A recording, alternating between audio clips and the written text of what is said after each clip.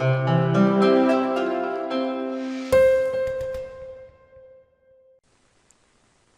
set up the feature for doing the Google Analytics event tracking, we just need to do one simple plugin install, and it is called Google Analyticator.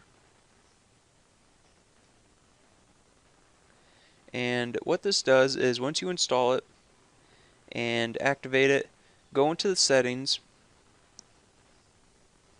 and all you need to do is put in the analytics ID, the universal ID, and make sure that tracking code set to universal. We'll do enabled, and then just hit save changes, and then the plugin does the rest.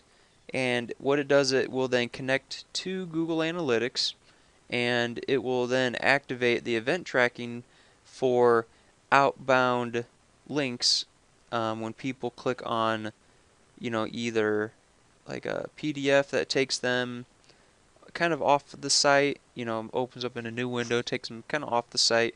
Any outbound links will then be tracked.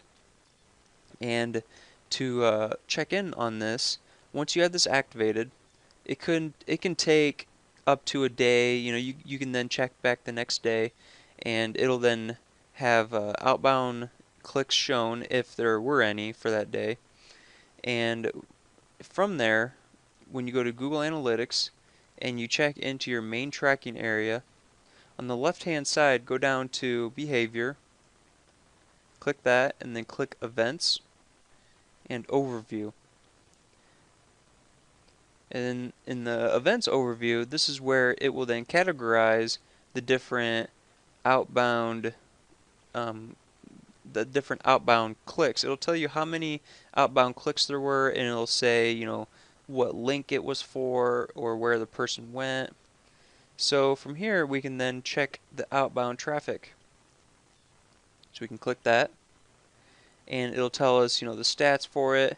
And if we want to check out the different outbound links, we can just click event label, and this will then show the different labels of where people went. So any outbound links, the user login, it also tracks when someone logs into WordPress, it'll track that as a user login. And these are the outbound links that people click. So they can go to these different links that takes them off the site, and it'll start tracking.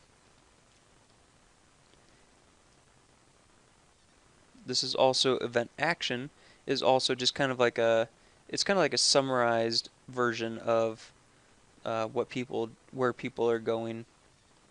So then once you have the plugin installed, you put in the analytics ID and make sure that these are universal enabled. Hit save changes, and all of this you can just leave.